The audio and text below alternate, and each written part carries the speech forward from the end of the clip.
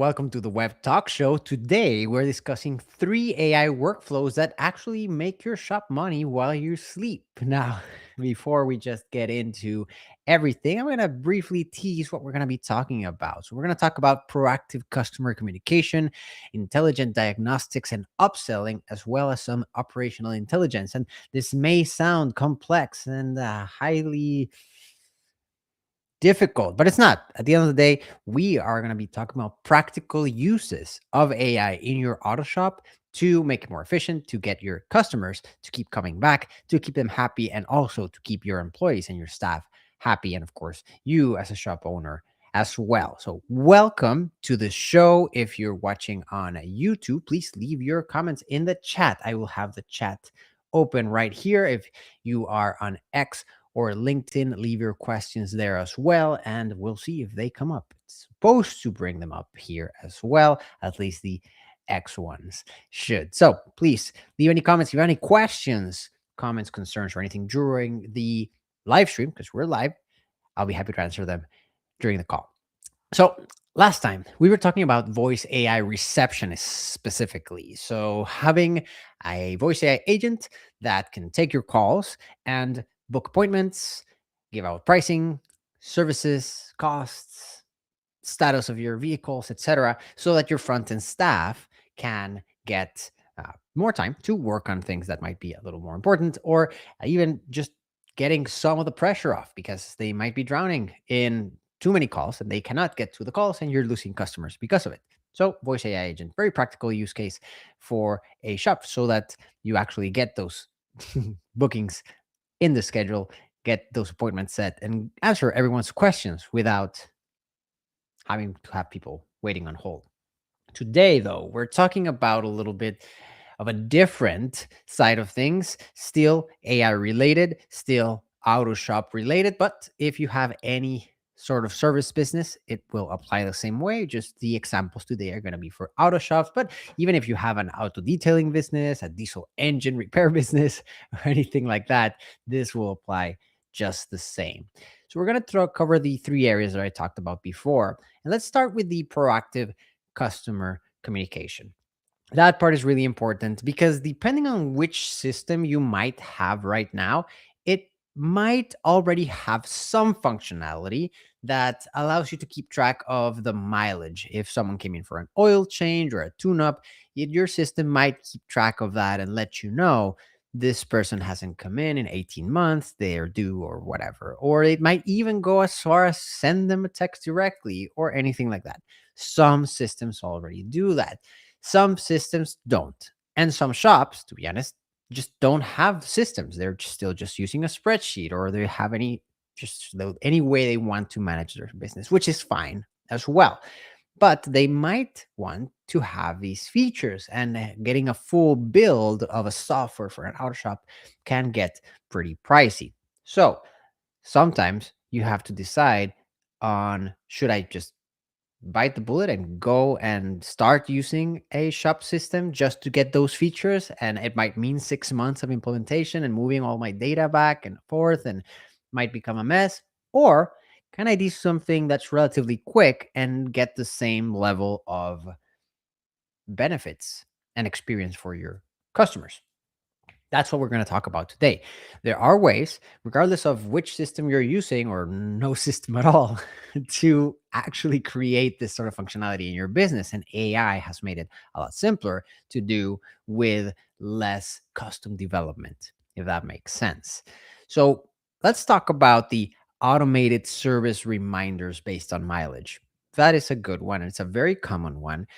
And like I said, even if your system already does it, I've seen auto shop systems that will have the feature, but it just sends an ugly message, or it sends a message from an email address that doesn't look professional, or it doesn't have a good template, or it's a very old template and it doesn't look good, or it just always lands in spam because it's not personalized.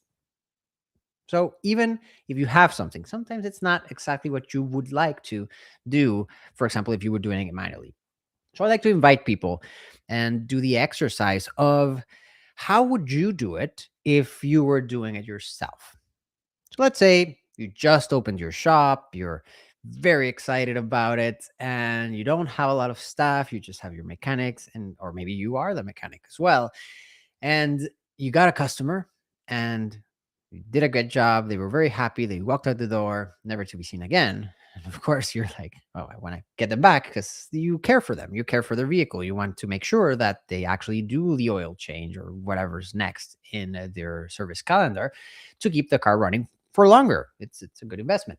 So if that's the case, if it were you, might probably do something like sit down in your desk and look at their information, and you might even go in and see the history with that customer, and then you might just draft an email and send it to them, or you might draft a text and send it to them. So think in those terms of what you would do and how you would want it to do, and you might soon realize that even if you have 10 people for which you have to do that, you're not going to send the exact same thing to everyone. You will want it to be personalized and be related to their history with you, so that for them it's something pleasing to receive and take a next step, like visiting again or getting an appointment or something like that. So if you first do that exercise of how you would do it as a human, regardless of team size, then you can start to say, okay, well, maybe this can be automated if we had the right information. So, to give an example, let's say somebody bought tires 18 months ago, and the AI, you can have the AI go through the records and calculate the average mileage from their service history, and it can predict that they're due for a rotation or replacement, and it can send a personalized text like, hey, Mike, based on your driving patterns, your Civic's probably around 40,000 miles. Time for that time rotation. Do you want me to book you in this week? So if you send something like that, and it seems to come from you or the shop manager or even some of the mechanics, then that'll feel really good to the person. And then you can also just draft these and test them before you actually send them, look at them, approve them, and actually send them, whatever you want. The automation is not really the important part. The important part is that the customer gets that notification, that communication that shows them that you're there for them, that you're on top of things, because they're not. They're just living their life. They have a lot of other things to worry about more than the tire rotation. So if we can automate this in a way where the system already finds all the information, the relevant data between your different systems, then you can send not a generic blast, but a personalized type outreach based on the actual vehicle data and service history. And this can apply to anything else, like when they did their last oil change or things like that.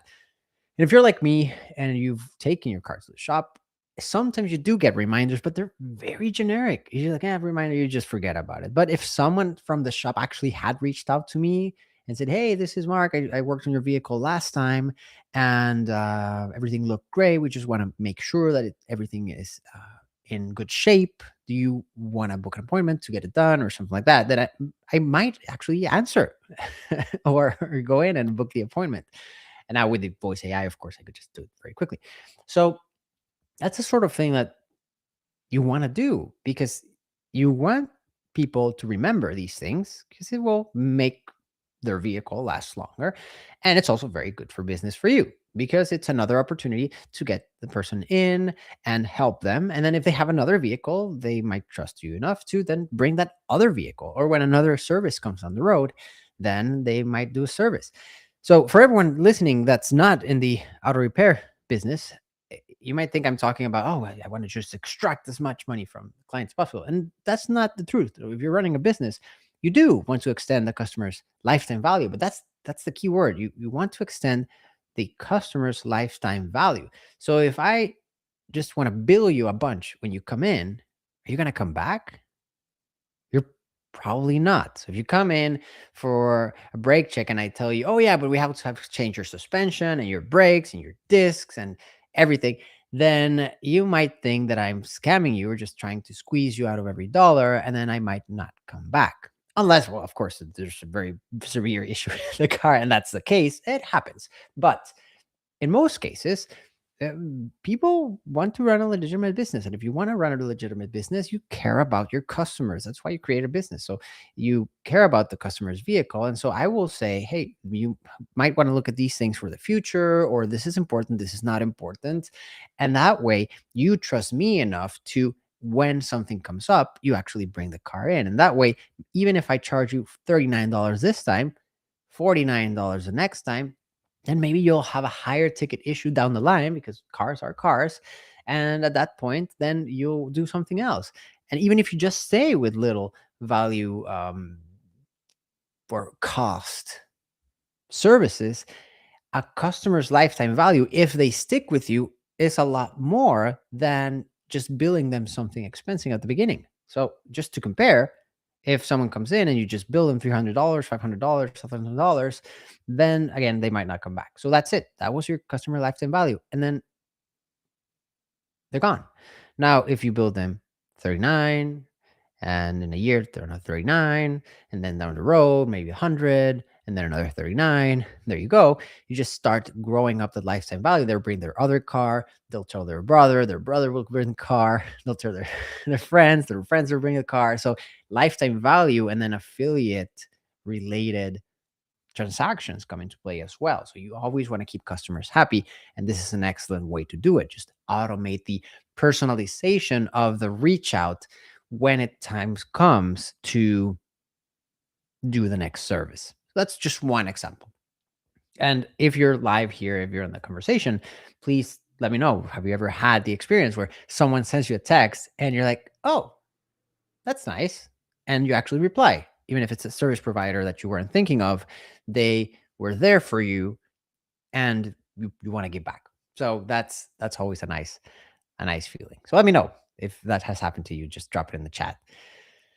And the other topic that we can talk about that is very similar to this is post service sequences. So imagine, and I haven't experienced this personally. I think this would be very nice. So let's say I take my car somewhere, and after 48 hours, the business sends me a message that says, hey, how's the Accord doing after the brake job? Do you have any questions?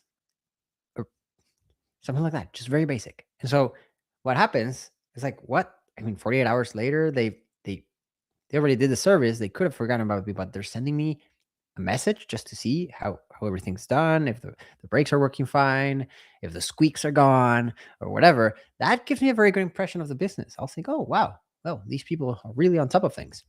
I might reply, I might not, but that's fine. I just keep that in my mind. So it can turn a satisfied customer into maybe a review, right? Like if they do reply, then you can sell it. I mean, just escalate it to send them a review link on Google or Trustpilot or Yelp or whatever.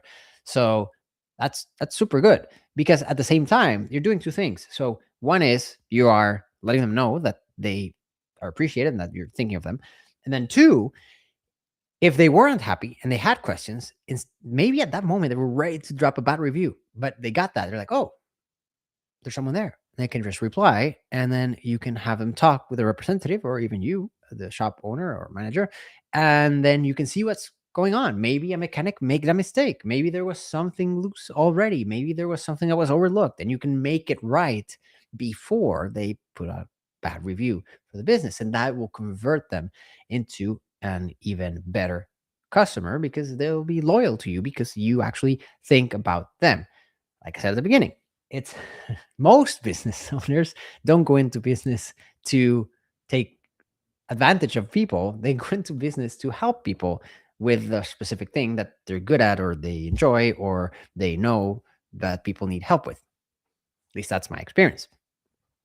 I said most, not all of them. So I think that's a good idea if you're thinking of automating something.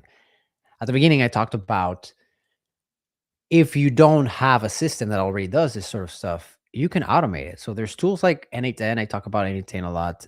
There's like Zapier or Make.com. These are just tools that allow you to create automations and drag visually with the drag and drop interface. So even if you don't have a sophisticated system for your shop, you can use a tool like N8N to go and talk to your system or go and talk to your spreadsheets and see every day, could just go through and see who is up for an oil change or what's the mileage on the vehicles or what they should get, and based on repair history. But also, so here's where the intelligence part comes in. You don't have to have all the data in the world. Like, you could talk to Mitchell Techmeric, you can talk to All Data. There's a lot of databases, regardless of the if your shop has a system.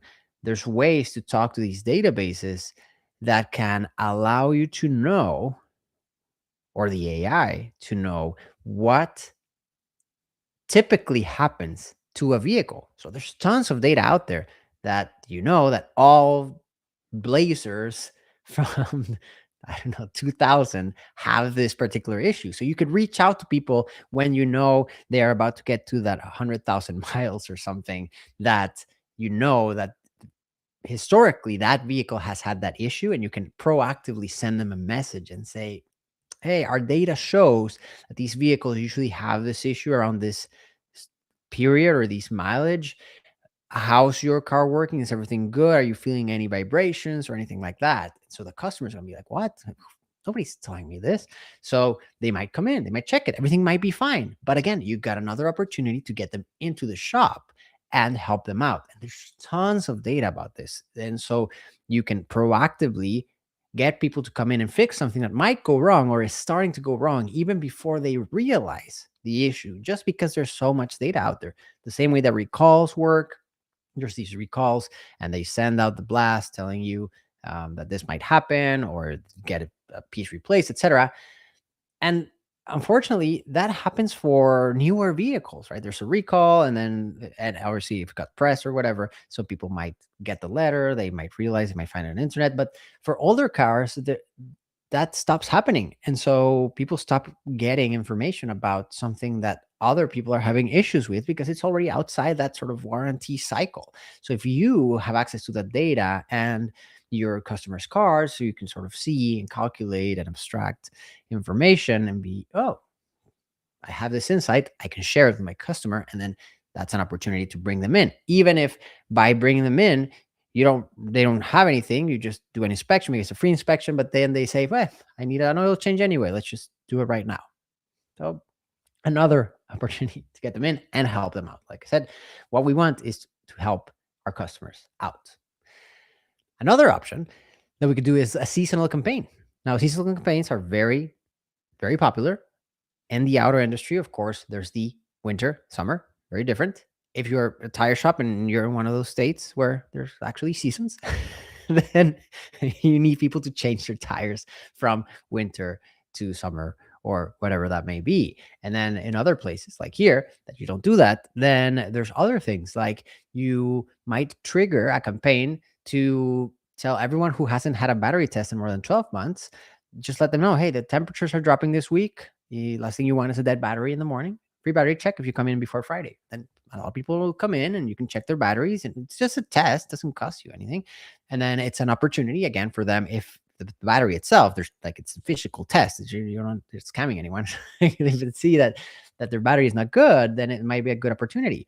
Because the same way home AC, when the winter months come, when the cold comes, or when the excessive heat comes, everyone's booked, because if your AC has a problem, everyone else's AC has a problem. And so it's very hard to get it fixed, and it's not a fun thing to have. Same for the battery. So if you can proactively invite them to check it, and if there's something wrong, to replace it, then again, you're winning rapport with your customers. You're doing goodwill, you're getting that back.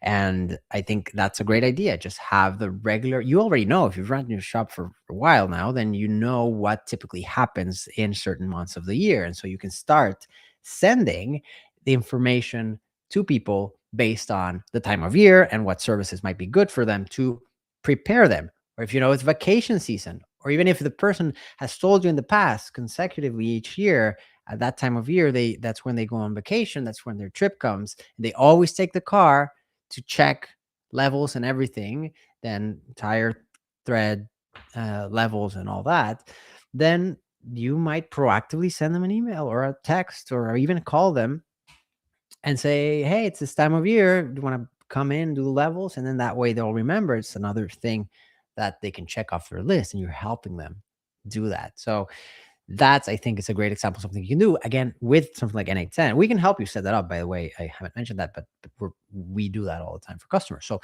if your system doesn't do it already, or if you don't have a system, we can set that up so that you can start proactively messaging people and helping them take better care of their vehicles. And again, this works for any type of industry, especially service based industries. But today we're talking about auto repair shops specifically. Now, if we switch gears a little bit and we talk about diagnostics, briefly touched on it last time, and that's the mechanic side of things. So right now we're talking about proactive messaging, things like that, to bring customers in. That's all very good. But then there's the shop management side of things and what the mechanic is doing. And I gave some example last time, but I'll give some more today. So if you have your techs, they're working, they're under the hood, they're under the car, they're they have grease on their hands, etc. They're working, but sometimes they need answers. And so we can have a real-time parts and spec lookup with voice or chat. So the text on their hood got their hands dirty. You could say something like, "Hey, Chop, what's the torque spec for the lug nuts on a 2019 F-150?" And it'll get you answers without having to go over and walk to a computer or go over to talk to someone, which might be busy, that has the answer for it. So they could still do whatever they're doing, and just like you can even have them have like a little microphone on them all the time, and they can just double tap it or something and turn it on and have it talk to the system and ask them for things that are very specific. And the great thing is it reduces errors, it speeds up the work, and it keeps your text in a flow state. So instead of stopping, going to do something else, probably getting distracted, maybe even forgetting something, you can you can actually have them get the information they need in real time. And it can connect to parts databases like WorldPack, Parts Plus. It could connect to OEM catalogs, etc. And so it could do cross-referencing directly. Again, you don't have to have all that data in-house. So there's a lot of data that's available that you can connect to and get that information whenever you need it. And I was just thinking of, we were driving one time, I think we were headed to Colorado, and all of a sudden there's a Jeep on one of the lanes farther ahead, and you could see the left rear tire starts going out, and then it completely gets loose with the axle and everything. And obviously the Jeep goes like that. It doesn't flip, fortunately. It goes, and it could get over to the side of the road, but we were on the freeway, and then the wheel with the axle just bounced at 70 miles per hour, just bounced towards us and all the rest of the cars. We had to verge around it. And you can imagine that obviously nothing happened that was great. It could have been a very severe accident for whoever hit that, if someone hit it. And that's not something you typically see. And many times, the reason something like that happens is because they might have taken it to a custom shop to do some sort of lift or something different that's not up to spec, and somebody forgot to tighten some lugs, or they used the wrong torque, or they broke something when they were doing it, or they got distracted, they did some other thing, came back, forgot to plug something back in, and then since they weren't in that flow state, they sort of wrapped everything up, or someone came back and did it, finished the job, and something was forgotten. And that happens a lot of times, not only in the auto industry, but also even in aviation. That's happened before, where some techs might have forgotten to do something when they went to lunch or something. So keeping that flow state, making sure that people are completing all the actions in sort of that flow, is very useful for everything, even software engineering. So if you can do something to help your techs get all the information that they need at that moment while they're still doing the thing, is going to be very useful, very helpful for them as well. So that's another thing that you could do. And then another one that I briefly touched on last time as well was the visual inspection assistant. So the visual inspection assistant, I think it's very, I don't know, it's still mind blowing to me, because we've accidentally stumbled upon the power of it when we were setting up some automations for a client. We were doing some image classification automations, and just for fun, we had the flow analyze the image as it went through, so that then we could attach some metadata, some information about what we were gathering within the images. But the level of detail that these LLMs, especially some of the cutting edge ones, th- it's impressive. It could tell you if a plant has a certain looks like a certain type of disease is on it, or if you have a brake pad that is worn and it's missing a certain amount of millimeters compared to what it should look like, or if it has a specific type of jagged edge that tells you that something else is happening, right? It's amazing what these things can do. And so if you can set up an image recognition step and have it go through an LLM and understand, and then also get data from certain databases and have that information so that it can do retrieval augmented generation. So basically have niche specific information to compare to. It just makes it so much more powerful because you can then understand, a junior tech can understand a lot more just by taking a picture of the thing. So they're working on it, they're following their instructions, but instead of having to remember, go to a book or something, they could take a picture, and then that could be analyzed and then sent back and said, okay, so you're missing this, or this black part means this thing might be happening, or whatever. And then they can go and talk with someone else, we get it validated, or they can make a decision right there on the spot. But it just really helps people to continue with their work without having to go and consult something else proactively. So that's the key part, getting things in your shop to work proactively to make your stuff more efficient. That's really helpful. So also, there's a lot of things that are overlooked because you're not paying attention to them. So if you think something like the brake pads, it might look okay, and they're just going over and they're like, yeah, these look okay. But now, if you consider that they only have 1,000 miles on them and they look like this, then it's not so okay. It's okay at 5,000 miles or at 10,000 miles, but at 1,000, that's not a good sign. So it could, you also proactively see that and see the history for that person and see, oh, wait a second, they just changed those. That doesn't make any sense. There must be something wrong. And so you can look into it. And that's the sort of thing you, as a veteran car shop owner or veteran mechanic, might see. If you're there, you just see it with your eyes because you have all the experience. But a lot of junior techs won't. And so this, again, can help you. If you can set these flows up, it can help you have that data on hand to make this better. And then finally, in within this same topic, there's the contextual upsell suggestions. Again, upsells are typically a way to increase the order value. So if you're thinking as a business owner, it's a way to increase the order value, but it should always be done morally and considering that you're actually helping the person.